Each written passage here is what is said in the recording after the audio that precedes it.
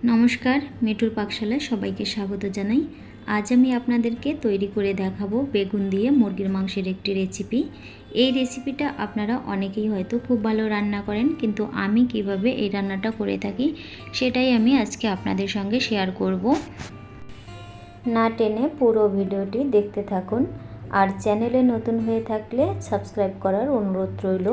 পাশে থাকা bell icon press করে অল করে রাখবেন, যাতে পরবর্তীতে কোনো ভিডিও আপলোড করলে এর নোটিফিকেশন পেয়ে যান।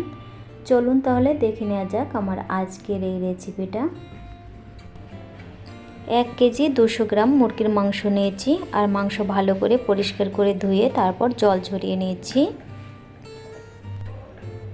একটা মাঝারি সাইজের বেগুন নিয়েছি, আর বেগুনগুলো আমি একটু ছোট করেই কেটে নিয়েছি। এবার লবণ আর হলুদ দিয়ে বেগুন ম্যারিনেট করে নিতে হবে।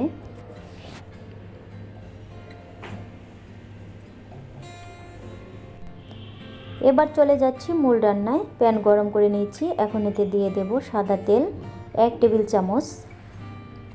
তেল একটু গরম করে নিতে হবে। এখন এর মধ্যে দিয়ে দেব বেগুন। বেগুনগুলো একটু ভালো করে ভেজে নিতে হবে, আর এভাবে বেগুন ভেজে মাংসে দিলে বেগুনের টেস্ট কিন্তু ভীষণ ভালো হয়। বেগুন ভালো করে ভেজে নেওয়া হয়ে গেছে। এবার একটি পাত্রে তুলে রাখব।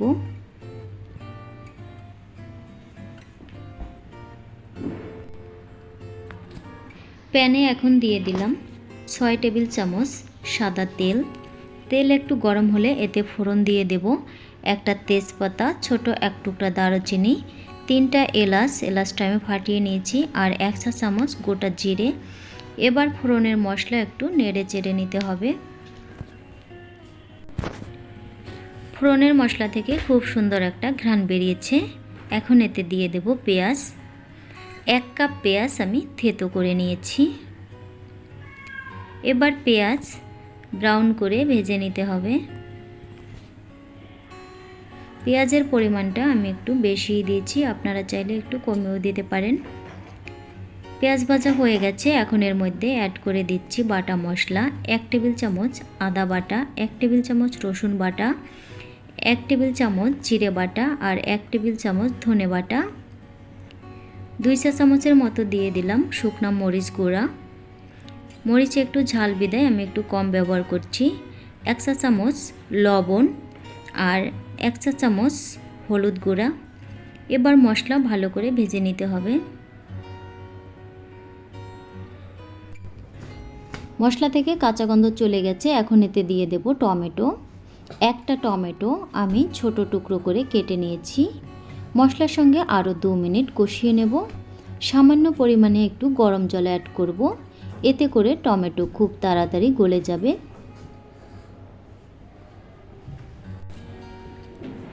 দেখুন টমেটো গলে গেছে, এভাবে একটু ম্যাশ করে দিতে হবে।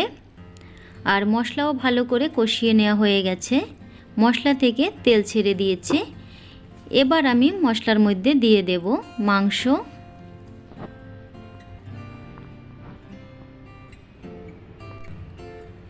এখন চুলার আঁচ মিডিয়ামে রেখে মাংস খুব ভালো মতো কষিয়ে নিতে হবে।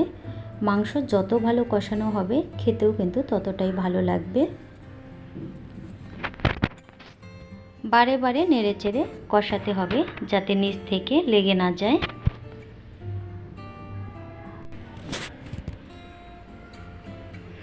মাংস ভালো করে কষিয়ে নেওয়া হয়ে গেছে।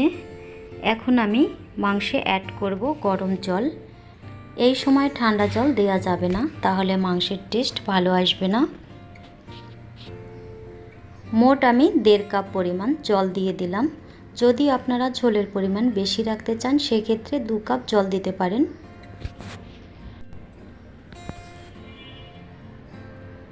এ পর্যায়ে আমি আর একটুখানি লবণ দিয়ে দিলাম।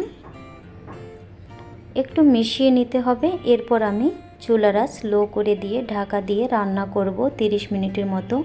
আর মাঝে মধ্যে অবশ্যই একটু নেড়ে চেড়ে দিতে হবে, যাতে নিচ থেকে লেগে না যায়।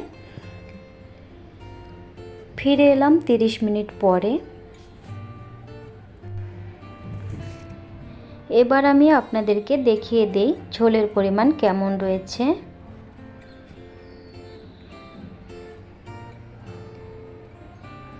এখন আমি মাংসের মধ্যে বেগুন দিয়ে দিলাম, এরপর আলতো হাতে মিশিয়ে নেব।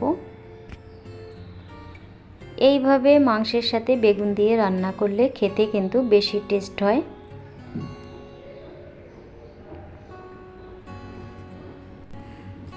এবার ঢাকা দিয়ে আরও 5 মিনিট রান্না করব, আর চুলার আঁচ এর সময় লো করেই রেখেছি।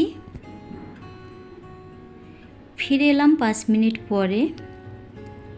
আলতো হাতে একটু নেড়েচেড়ে দিতে হবে যাতে বেগুন ভেঙে না যায়।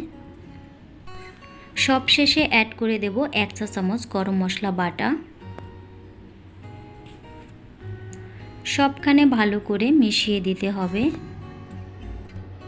আমি যেভাবে বেগুন দিয়ে মুরগির মাংস রান্না করলাম এভাবে একবার রান্না করে খেয়ে দেখবেন, দুর্দান্ত হয় খেতে। এখন চুলার আঁচ আমি অফ করে দেব, এরপর ঢাকা দিয়ে আরও 3 মিনিট রেখে দেব। 3 মিনিট পরে আপনাদের একটু দেখিয়ে দিচ্ছি কেমন হয়েছে। দেখুন কতটা সুন্দর হয়েছে দেখতে, আর দেখতে যতটা সুন্দর খেতেও কিন্তু ততটাই ইয়ামি। আপনারা একবার ট্রাই করে দেখবেন, আর কেমন হয়েছে কমেন্টে জানাবেন। সবাইকে ধন্যবাদ।